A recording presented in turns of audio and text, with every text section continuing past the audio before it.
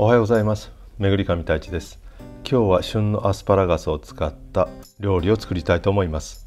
マルシェで美味しそうなホワイトアスパラを見つけたので、ホワイトアスパラガスの下処理、湯がき方を丁寧に解説したいと思います。もちろんフランス料理にはソースが欠かせません。なので今日はマヨネーズソースをベースにしたソースシャンティを紹介したいと思います。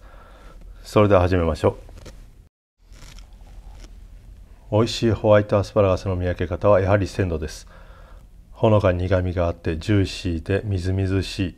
甘いアスパラを食べようと思うと、収穫したてのアスパラガスが一番いいと思います。それ以外ではやはり切り口を見てもらって、あまり乾いてないもの、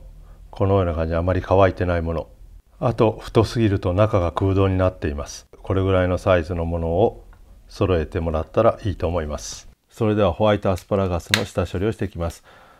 まず下の部分ですね。包丁を使って切り落とすのではなく、手で持って折れるところで折ります。そうすることによって余分な硬い筋ですねがきれいに取り除くことができます。これをもし包丁で切ってしまうと硬い筋もそのまま残ってしまいます。なので一番最初は手で折れるところで折って筋を完全に取り除きます。それではエプルシェ、エコノム、皮むき器を使って皮をむいていきます。この時このような感じにバットを逆さにして置くことによってアスパラガスが平行になります。たまに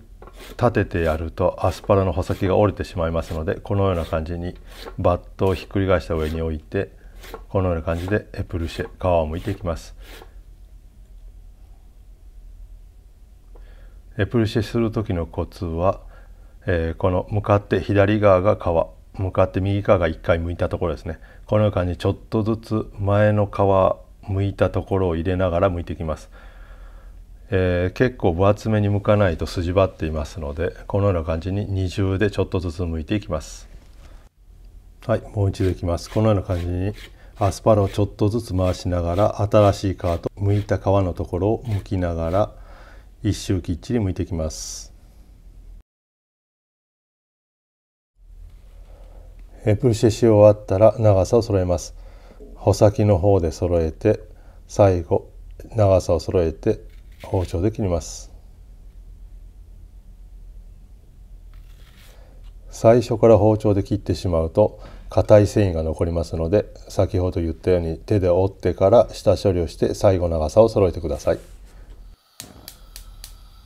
それでは湯がいていきます。湯がく塩の量ですけども、リッターに対して 15g ぐらいでいいと思います。今回は水に落とさずに湯がいたままそのまま提供するので 15g でいいですけども、一旦氷に落として冷やして使うのであれば、もうちょっと海水よりちょっと少なめ 25g ぐらいの塩でいいと思います。まず最初に湯がく時は根っこの部分、下になる部分ですね、硬い部分を先に15秒ほどつけてから全体を湯がいていきます。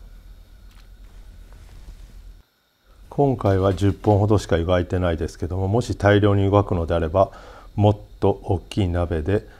7,8 本ずつフィッセル、タコ糸で縛ってから湯がいた方がいいです。そうしないと、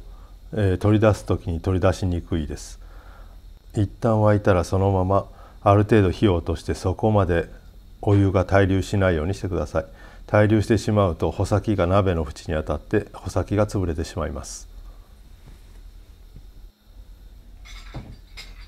アスパラガスの湯がき時間はもちろんサイズ、もちろんシーズン、鮮度によっても変わります。あと好みによっても変わります。ただ基本的にホワイトアスパラガスはビアンキュイ、完全に火の入った状態で食べるのが基本的なフランス料理になっています。もちろん好みによってある程度クロッカンな状態で揚げても構いませんけども、ホワイトアスパラガスの美味しさを最大限に出すのはこのビアンキュイ、包丁で刺してスッと抜ける状態の火の入り方が一番美味しいと私は思います。今回のホワイトアスパラガスは多少太さにばらつきがあったので、一つずつ火の入りを確かめながら丁寧に引き上げていきます。この時穂先が当たらないように注意しながら丁寧にアスパラガスを引き上げていきます。もちろんタコ糸で縛って火を入れる時も糸を引っ張って引き上げるのではなく、このような感じにエキュモア、アクを取る用の網ですねを使って丁寧に引き上げます。そうしないとタコ糸の跡がついてしまいます。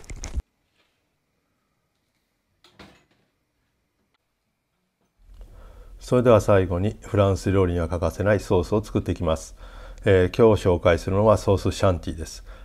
マヨネーズ、ソースマヨネーズのベースに泡立てた生クリームを入れるシンプルなものですけども、フランス料理特有で生クリーム、立てた生クリームを入れると基本的にシャンティという言い方をします。シャンティクリームは基本的にはパティシエで使うんですけども、その場合は砂糖とバニラが入って立てたものをクレームシャンティと言います。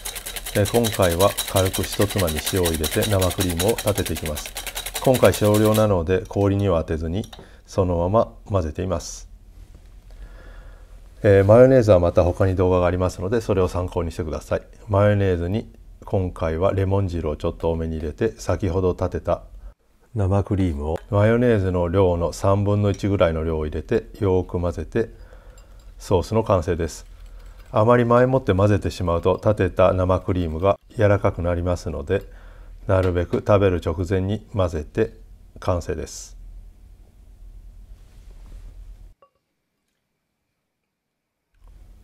それではドレッセ盛り付けていきます。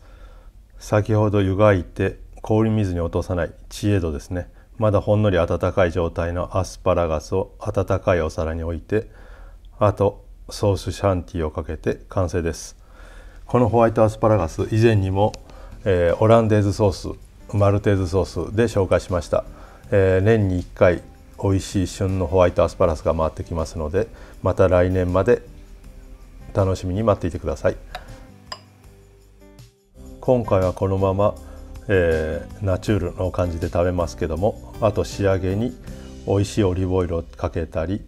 ミニョネット、カイエンヌペッパー、ピマントエスプレットなどをかけてもいいです。あと香草類であったらセルフィーユ、シーブレットなどをかけても